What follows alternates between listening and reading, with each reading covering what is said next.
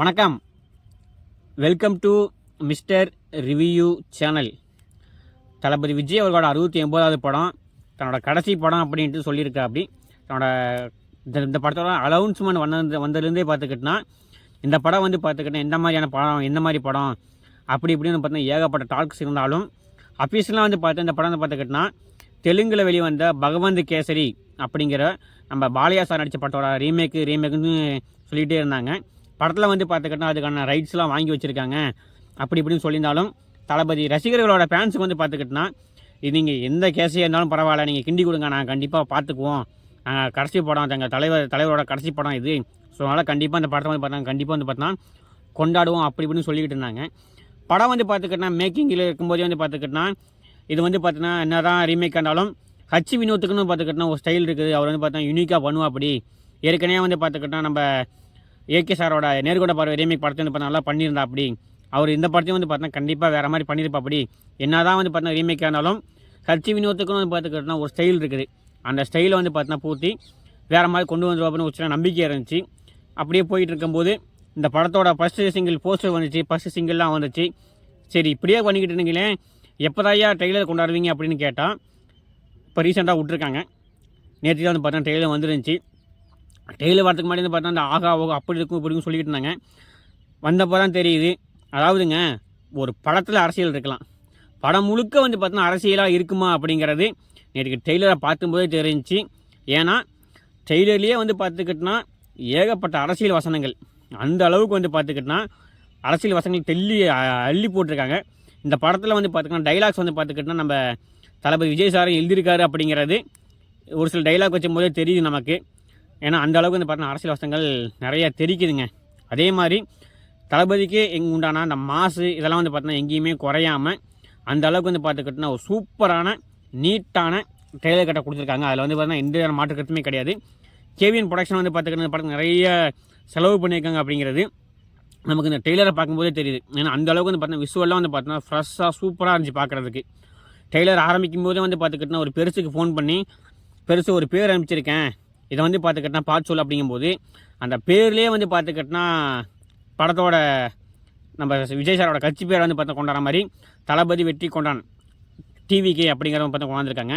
அதே மாதிரி அப்புறம் அந்த கொடுக்குற பில்டப்பு எதுவும் பண்ணிடலையே ஏன்னு கேட்கும்போது பார்த்துக்கிட்டோன்னா நீங்கள் சம்பவம் பண்ணுறவனை பார்த்துருப்பேன், சம்பவத்தில் ரெக்கார்டு பண்ணுறவனை பார்த்துருக்கேன்னு கேட்கும்போது பார்த்தீங்கன்னா என்னடா அது கேஜிஎஃபோட அதிகமாக ஃபீல் கொடுக்குது, அதிகமாக பில்டப் தருதே அப்படின்னு கேட்கும்போது அப்படிங்கிற மாதிரி இருந்துச்சு. ஏன்னா அந்த அளவுக்கு பார்த்துக்கிட்டோன்னா அதில் பார்த்தீங்கன்னா பில்டப் அதிகமாக இருந்துச்சு, ஜாஸ்தியாக இருந்துச்சு. அதுக்கப்புறம் நமக்கே உண்டான ஃபேமிலி எக்ஸ்பிரஷன் இது பார்த்துக்கிட்டே இருந்துச்சு.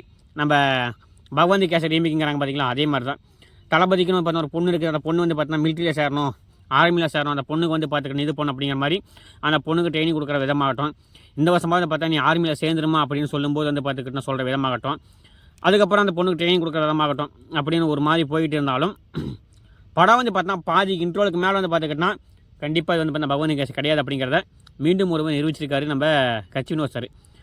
ட்ரெய்லர் பார்த்தா அப்படி போயிட்டு இருந்தாலும் அடுத்தது பார்த்துக்கிட்டோன்னா அரசியல் வசனங்கள் பார்த்துக்கிட்டோன்னா நிறைய தெரிச்சிருக்குங்க. அந்த டிவிக்கு ஃப்ளாகில் பார்த்தா 2 சிங்கம் வரும் பார்த்தீங்களா, யானை வரும் பார்த்தீங்களா, அந்த யானையை பார்த்துக்கிட்டா இந்த இதில் பார்த்து கொண்டாந்துருக்காங்க. அதுவும் பார்த்துக்கிட்டோன்னா கொண்டாந்த ஃப்ரேமில் சூப்பராக இருந்துச்சு. காட்டுக்குள்ளேருந்து வரும்போது பார்த்துக்கிட்டோன்னா 2 யானையை பார்த்துக்கிட்டோன்னா வர மாதிரி வச்சுருக்காங்க. அது தெரிஞ்சு வச்சாங்கன்னா தெரியாமல் வச்சாங்கன்னு தெரில, ஆனால் அதுவும் பார்த்துக்கிட்டா நல்லாவே இருந்துச்சு. அதுக்கு அடுத்து பார்த்துக்கிட்டோன்னா இந்த படத்தில் பார்த்துக்கிட்டோன்னா ஏகப்பட்ட ஆக்ஷன் நடிச்சுக்காங்க. நம்ம சுனில் ஆகட்டும், பிரகாஷ் ராஜ் சார் ஆகட்டும், நாசர் சார் ஆகட்டும், மமிதா பைஜு, பூஜா ஹெட்டே, அப்புறம் பிரகாஷ் ராஜ் மாதிரி ஏகப்பட்ட பேர் இருந்தாலும் எல்லாத்துக்குமே சின்ன சின்ன போஷன் மட்டும் காட்டியிருக்காங்க. எல்லாத்துக்கும் மேலே அனிருத் சார் அவரோட பிஜிஎம் பார்த்துக்கிட்டோன்னா பிஜிஎம்க்கே பேர் போனவர் அனிருத் சார். கடைசி படம், தலைவரோட கடைசி படம், என்ன மாதிரி கொண்டாட போகிறாரு, எப்படி கொண்டாட போகிறாரு அப்படிங்கிற ஒரு மைண்டு இருந்தாலும் இதில் பார்த்துக்கிட்டா நல்லாவே பண்ணியிருக்கா. அப்படி பாடலாம் பார்த்தா நல்லாவே இருக்குது.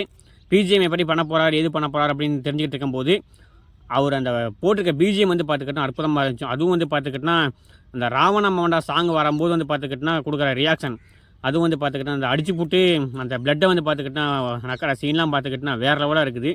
அந்த இடத்துல பார்த்துக்கிட்டா அந்த பிஜிஎம் போட்டு பாட்டை கொண்டாடுறது நல்லாவே இருந்துச்சு. ட்ரெய்லர்லேயே பார்த்துக்கிட்டா ஓப்பனிங் சீன் பார்த்துக்கிட்டா படத்தில் கொடுக்குற ஓப்பனிங் மாதிரி பார்த்தா காட்டியிருப்பாங்க. அற்புதமாகவே இருந்துச்சு, நல்லாவே இருந்துச்சு. எல்லாத்துக்கும் மேலே டைலாக்கு மக்களுக்கு நல்லது பண்ணுறேன்னு சொல்லி போட்டு இங்கே வந்து பார்த்துக்கிட்டனா என்ன கொலை பண்ணுறதுக்கு இது பண்ணுறதுக்கு அங்கே வரீங்கன்னு கேட்குற டைலாக்லாம் வந்து பார்த்துக்கிட்டனா இப்போ இருக்க கரண்ட் சுச்சுவேஷன் நடக்கிறத வந்து பார்த்தோன்னா அப்படியே வந்து பார்த்தோன்னா செட் பண்ணியிருக்காங்க அப்படிங்கிறது தெளிவாக தெரியுது. அதே மாதிரி அந்த டைலாக் இன்னொரு டைலாக் வந்து பார்த்துக்கிட்டனா நான் வந்து பார்த்துக்கிட்டேன் அரசியல் விட்டு முழுமையாக வரேன் அப்படிங்கிறதுல ஐ எம் கம்மிங் கிடையாது, ஐ எம் வெயிட்டிங்கிறதையும் வந்து பார்த்துக்கிட்டா தெளிவாக சொல்லியிருக்கா. அப்படி இதுக்கு மேலே நமக்கு வந்து பார்த்தோன்னா படத்துக்கு ஐடியாவே இல்லை.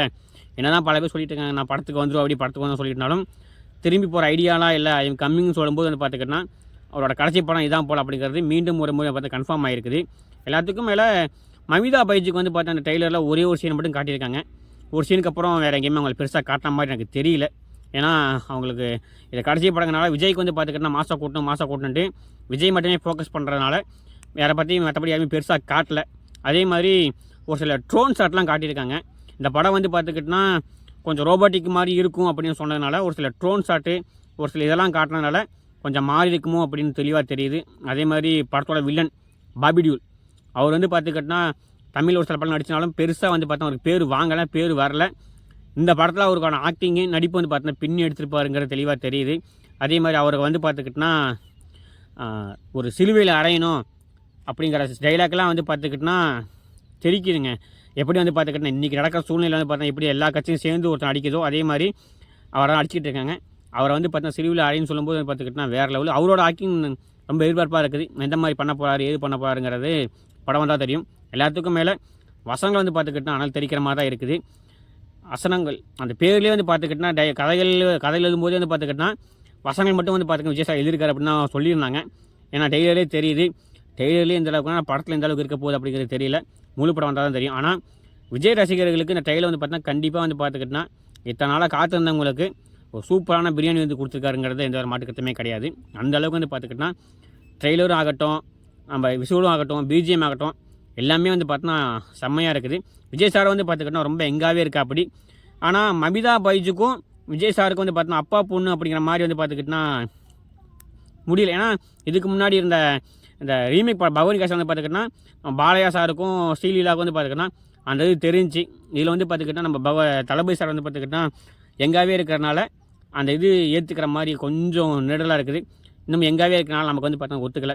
அதே மாதிரி அந்த ஒரு குட்டி பொண்ணு வந்து பார்த்தா சொல்கிற ரேடாகு நீ வந்து பார்த்தா சூப்பர் ஹீரோவான்னு கேட்கும்போது இல்லைம்மா நம்ம பண்ணுற சம்பவம் பொருட்கள் அப்படின்னு சொல்கிறாங்க அப்படின்னு சொல்கிற சீனாக வந்து பார்த்துக்கிட்டனா வேறு மாதிரி வேறு லெவலு.